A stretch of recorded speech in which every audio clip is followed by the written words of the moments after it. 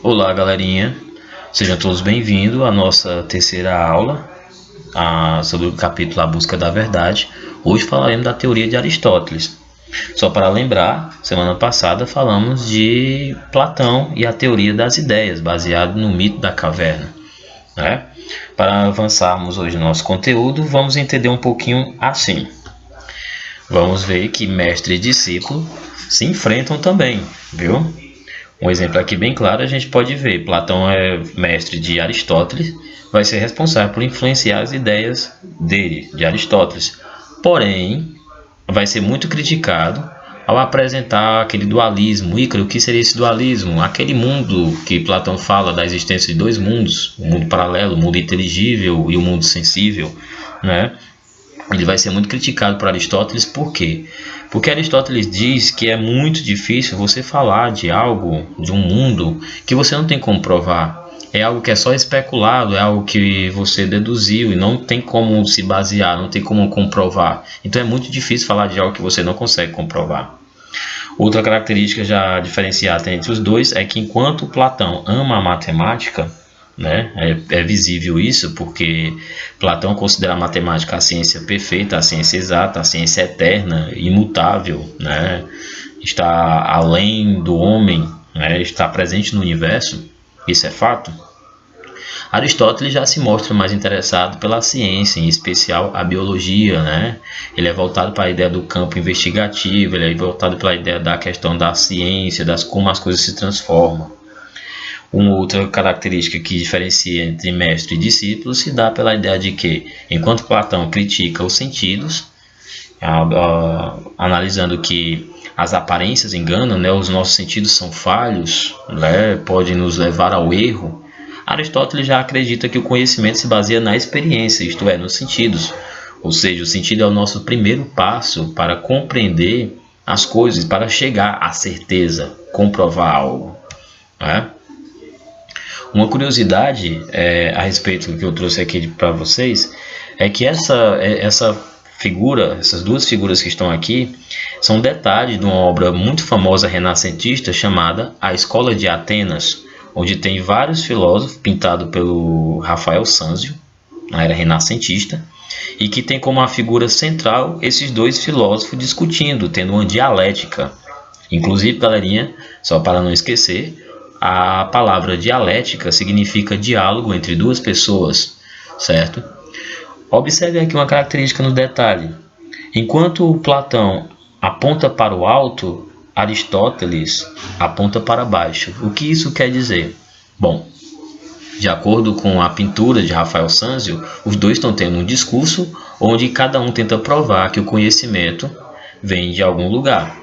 Platão aponta para o alto, dizendo que o conhecimento vem do mundo das ideias, e Aristóteles aponta para baixo, afirmando que o conhecimento vem do mundo sensível, ou seja, da experiência, dos sentidos, certo? Só por curiosidade. Enquanto Platão ficou famoso pela teoria das ideias ao apresentar aquele mito, a alegoria da caverna, aquela metáfora, Aristóteles vai ficar famoso pela teoria das quatro causas. Ícaro, o que significa essa teoria das quatro causas? Simplificando para vocês, galerinha. Para Aristóteles, a investigação filosófica é, acima de tudo, uma investigação sobre as causas das coisas. Porque, segundo ele, nada vem do nada e tudo tem uma finalidade. Ícaro, como assim?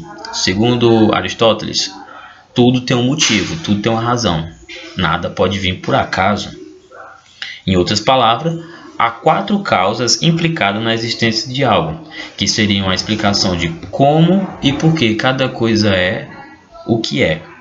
Essas quatro causas são a causa material, a causa formal, a causa eficiente e a causa final.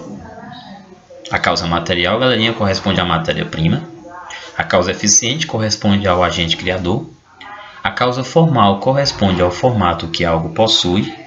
E a causa final, a finalidade do que foi produzido.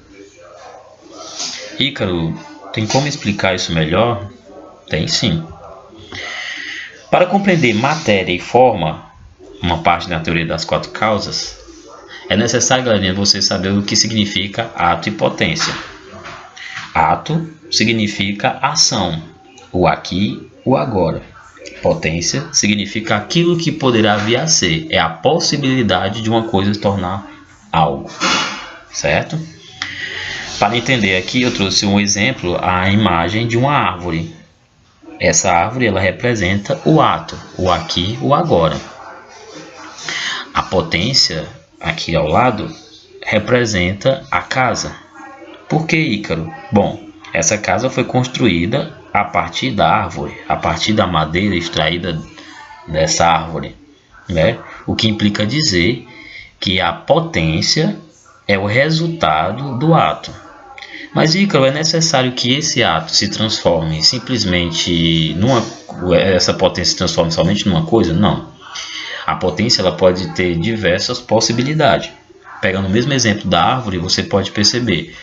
Essa árvore ela poderia simplesmente não se transformar numa casa, mas a partir do tronco dela eu poderia fazer móveis, fabricar móveis, ou simplesmente eu poderia deixar essa árvore produzir frutos para meu consumo próprio, entendeu? O que isso quer dizer? Que a potência ela pode se transformar em várias coisas, há uma diversa possibilidade. Isso, ao mesmo tempo, é chamado de matéria mais forma. Por que, Ícaro? A matéria é algo daquilo que é feito e nunca muda. A árvore, ela é feita, todo mundo conhece uma árvore e sabe o que é uma árvore, então aquilo é uma matéria. Matéria é o que é e é aquilo que não muda, é daquilo que a coisa é feita. A forma vai ser o resultado daquela matéria, ou seja, o que eu vou pensar, o que eu vou transformar dessa árvore, o que eu vou tirar dessa árvore, o que eu vou fazer dela. Isso seria mais ou menos a forma. Mas eu quero chamar a atenção de vocês para uma coisinha aqui, um terceiro elemento, certo?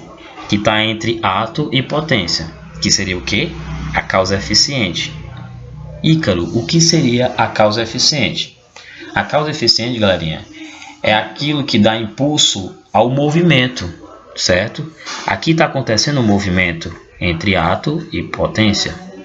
No meio existe algo intermediário. Por exemplo, para essa árvore se transformar numa casa, ela não pode se transformar sozinha. Uma árvore não pode se transformar num móvel, certo? Ela é preciso que alguém, que algo movimente isso, que algo dê impulso, que algo idealize, que algo seja responsável para chegar na potência. O que seria então a causa eficiente? No desenho aqui a gente observa um construtor, um engenheiro. O engenheiro, ao olhar, ele já idealizou o que ele queria, ele já tem um propósito que ele quer, no caso aqui é a casa. Então, ele ao observar a árvore, ele pôde perceber que poderia extrair elementos dela para compor a casa, o que ele queria. Então, a causa eficiente, galerinha, em outras palavras, é aquilo que dá impulso ao movimento. É aquilo que está no meio, entre ato e potência. Ok? Para entender melhor, explicando de um modo bem mais prático ainda, para ficar mais fixo na cabeça de vocês, eu trouxe aqui um desenho de um escultor a partir de um bloco de rocha. Primeiramente, a gente tem aqui a causa material. Iniciamos pela causa material. O que seria essa causa material? Do que a coisa é feita? Bom, a coisa é feita de quê? De rocha. Essa rocha eu preciso saber. É rocha de quê? É um granito? É um mármore? Não sei. Certo? Depois disso, a gente tem a causa eficiente. O que seria a causa eficiente? É a ação, é a agência, aquilo que está tomando atitude, impulso. Certo? No caso aqui, é o escultor. Beleza? O que o escultor está tirando aqui do bloco, desse bloco de rocha, ele tá tirando a imagem que está sendo idealizada. Essa imagem idealizada, certo? É mais ou menos a causa formal. É a forma que eu estou tomando, que eu estou tirando. Bom, eu estou pensando, enquanto eu estou esculpindo nessa rocha, eu estou pensando o que eu estou fazendo. Certo? E por último, a gente tem a chamada causa final. O que seria essa causa final? É o propósito. Bom, qual o propósito dessa estátua que eu estou tirando desse bloco de rocha que foi pensado por mim, a maneira, a posição, a maneira que eu pensei dessa estátua? Qual é o propósito? Bom, O propósito é que no final vocês observam que pode, não sei se é um templo, um santuário, uma casa, não sei. Mas o propósito é colocar essa estátua lá. Isso é a causa final. O que a gente pode concluir daqui é que todas as coisas estão ligadas umas às outras, certo? E se você observar, existe uma questão de um movimento, ó, um círculo. Isso vai ser fundamental para a gente explicar o que vai passar agora. A metafísica. A metafísica, galerinha, é uma obra criada por Aristóteles e a palavra metafísica significa além da física. A palavra meta significa além, certo? Além da física, além daquilo que a gente pode ver, além daquilo que eu posso explicar. Aristóteles, em ponto, concorda com Platão em dizer que existem algumas coisas que é impossível a gente explicar, que o homem não tem como explicar, certo?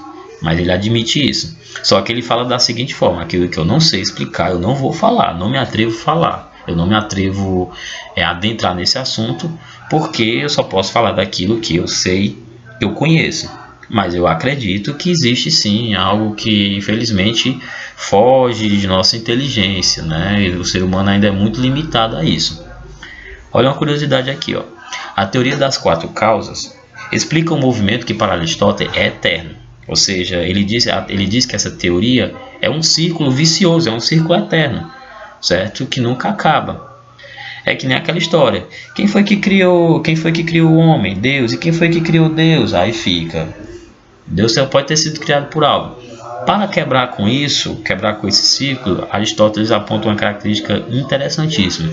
Primeiro ele fala, ó, a descrição das relações entre as coisas leva ao reconhecimento da existência de um ser superior e necessário, ou seja, Deus. Para não ir ao infinito na sequência de causas, é preciso admitir uma primeira causa, ou seja, um ser que não tem causa alguma, um ser necessário. Esse ser necessário é chamado primeiro motor imóvel, em outras palavras, Deus. Como assim? Ele vai dizer que existe um primeiro motor imóvel, uma inteligência por trás de tudo isso que move todas essas 4 causas. A causa material, a causa eficiente, a causa formal e a causa final, certo? Mas ele coloca logo que esse primeiro motor é lógico, é uma questão lógica, não tem nada a ver com o nosso lado cristão. Ele não confunda aqui. Não confunda aqui Deus, a visão de Deus, com a visão nossa que nós temos do cristianismo, de um ser amoroso, um pai, né? Como a gente chama, Deus Pai. Aristóteles considera Deus como se fosse uma inteligência que está em todo o universo. Essa inteligência, por ser lógica, né, por ser racional, não sente emoção, é isenta de emoções, ou seja, não ama nem odeia. É simplesmente algo que move. Olha como eu trouxe aqui por essa pintura. Esse círculo aqui representa a teoria das 4 causas, a matéria, a forma, a finalidade, a eficiência, e ela gira porque alguém está girando, alguém está movimentando. Esse alguém é Deus, que é considerado aqui a inteligência suprema, que gira tudo. Mas Ícaro, então quem foi que criou Deus? Bom, Aristóteles, para acabar com isso, ele vai dizer, ele nunca foi criado. Ele é necessário. O que isso quer dizer? Que ele sempre esteve lá, independente de que você goste ou não. É como a matemática. A matemática, você gostando ou não, ela sempre esteve lá e ela vai estar, mesmo depois que nós não estivermos mais nesse mundo. Se a humanidade chegar a ser dizimada, se a humanidade chegar desaparecer, a matemática vai estar lá. Por quê? Porque ele vai dizer que os números são eternos. Assim também Deus, que é chamado primeiro motor imóvel, é eterno. É algo que não tem começo nem fim. É algo que foge além do tempo. É algo atemporal. Ok? Então por hoje foi a nossa aula, galerinha. Logo mais passarei uma atividade referente a isso. Bons estudos!